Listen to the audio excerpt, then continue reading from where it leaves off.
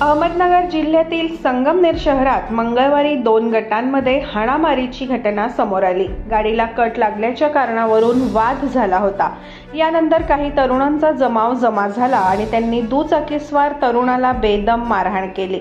मारहाण झालेल्या तरुणाच्या मदतीला धावून आलेल्या दोघांना देखील मारहाण झाली। त्यामुळे परिसरात तणावाचे वातावरण निर्माण झाले। मात्र पोलिसांनी तात्काळ हस्तक्षेप करून परिस्थिती नियंत्रणात आणली असून परिसरात शांतता आहे। या प्रकरणी पोलिसांकडून 8 जणांविरोधात गुन्हा दाखल करण्यात आला आहे।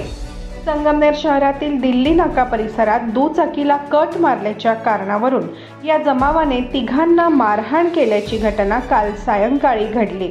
या मारहाणीची चर्चा शहरात पसरताच संगमनेर शहर पोलीस ठाण्यात मोठ्या संख्येने तरुण जमा झाले।